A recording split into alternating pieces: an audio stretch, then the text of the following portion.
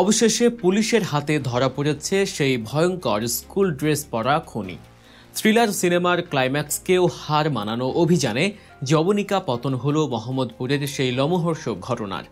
মা ও মেয়েকে নিজের হাতে শেষ করে দিয়ে ঠান্ডা মাথায় বোরকা পাল্টে নিহত মেয়ের স্কুল ড্রেস পরে যে নারী পালিয়েছিল, ভেবেছিল পুলিশের চোখ ফাঁকি দিয়ে মিশে যাবে জনতার ভিড়ে, তার সেই স্বপ্ন পূরণ হলো না।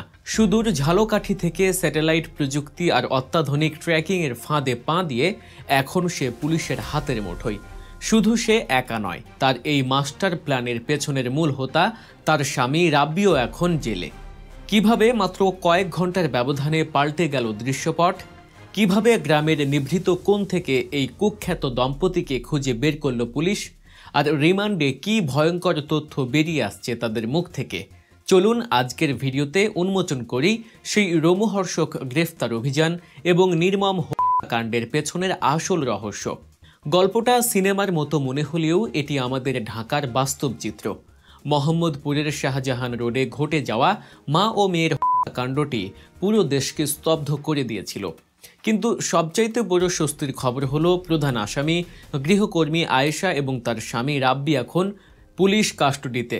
পুলিশ সূত্রে জানা গেছে, হত্যাকাণ্ডের পর আয়েশা অত্যন্ত ধূর্ততার সাথে ঢাকা ত্যাগ করে। সে ভেবেছিল প্রত্যন্ত অঞ্চল ঝালকাঠিতে গিয়ে গা ঢাকা দিলে হয়তো কেউ তাকে খুঁজে পাবে না। কিন্তু সে জানত না বর্তমান প্রযুক্তি আর গোয়েন্দা নজরদারি এখন কতটা শক্তিশালী। মোহাম্মদপুর থানা পুলিশ এবং ডিএমপির গোয়েন্দা টিমের যৌথ প্রচেষ্টায় এই অপারেশনটি সফল হয়। পুলিশ বলছে এটি সাধারণ কোনো গ্রেফতার অভিযান ছিল না।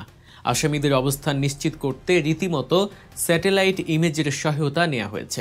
একটা চুরির কেস বা মার্ডার কেস সলভ করতে স্যাটেলাইট প্রযুক্তির ব্যবহার।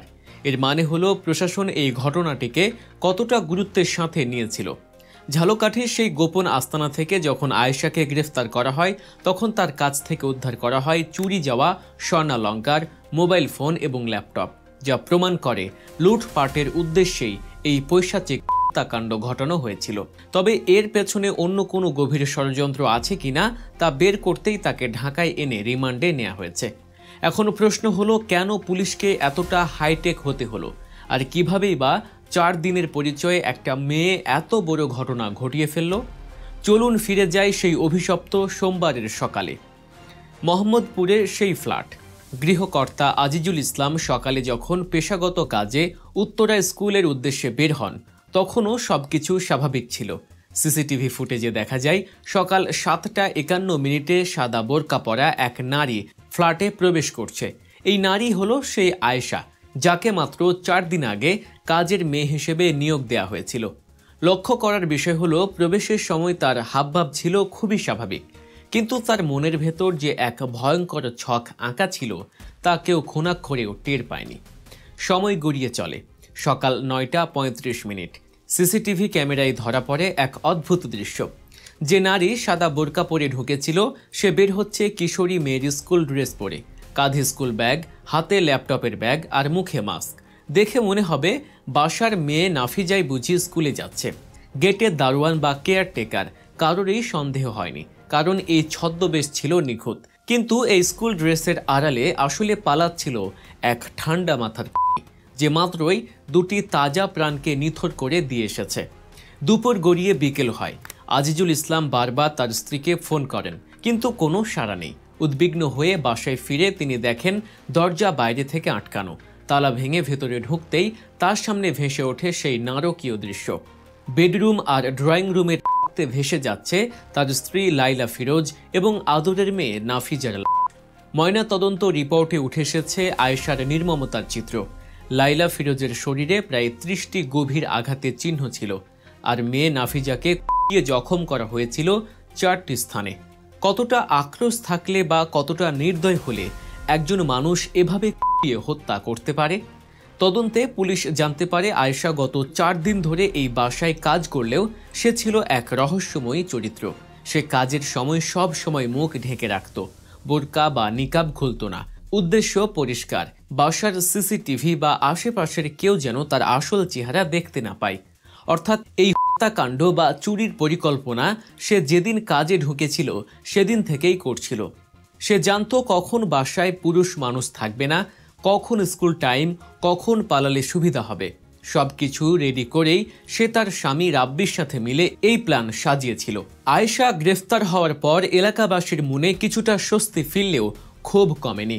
শহীদ সোহরাওয়ার্দী মেডিকেল কলেজে ময়নাতদন্ত শেষে মা মেয়ে যখন তাদের গ্রামের বাড়ি নাটোরে নেওয়া হয়, তখন সেখানে এক হৃদয় বিদারক দৃশ্যের অবতারণা হয়। জানাজার নামাজে মানুষের ঢল নামে। সবার একটাই দাবি, এই খুনি দম্পতির ফাঁসি। এই ঘটনাটি আমাদের চোখে আঙুল দিয়ে দেখিয়ে দিচ্ছে আমাদের নিরাপত্তা ব্যবস্থা আসলে কতটা ঠুনকো। ভবনের ম্যানেজার মোহাম্মদ আইয়ুবের ভাষ্যমতে, ঘটনার দিন আয়েশা যখন স্কুল ড্রেস পরে বের হচ্ছিল তখন তাকে জিজ্ঞেস করা হয়েছিল।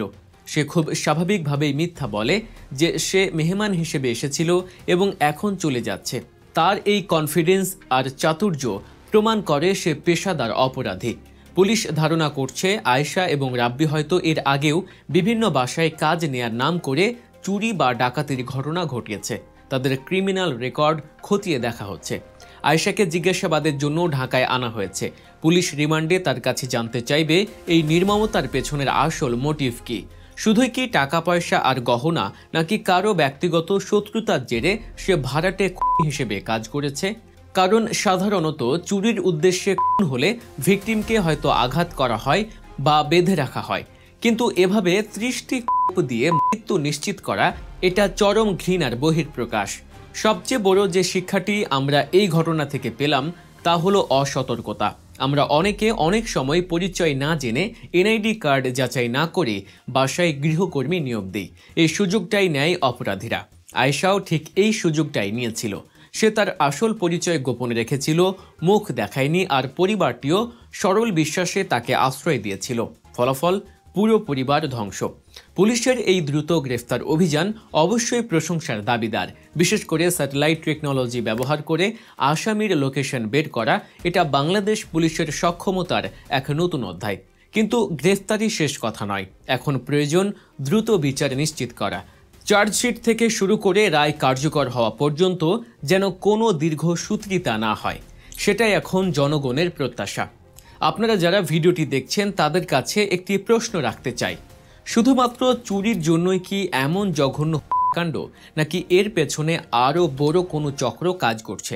আর এই ধরনের ছদ্মবেশী অপরাধীদের রুখতে আমাদের আসলে কি করা উচিত? আপনার সুচিন্তিত মতামত কমেন্ট বক্সে অবশ্যই জানাবেন। আজকের মতো এখানে শেষ করছি, তবে যাওয়ার আগে বলে যাই, নিজের নিরাপত্তা নিজের হাতে। কাউকে বিশ্বাস করার আগে 10 বার ভাবুন। আর এমন সব ঘটনার পুঙ্খানুপুঙ্খ বিশ্লেষণ পেতে গল্প নিউজের সাথেই থাকুন। চ্যানেলটি সাবস্ক্রাইব করে লাইক ও শেয়ার দিয়ে আমাদের উৎসাহিত করুন। দেখা হবে আগামী ভিডিওতে। ততক্ষণ ভালো থাকুন, সতর্ক থাকুন। আল্লাহ হাফেজ।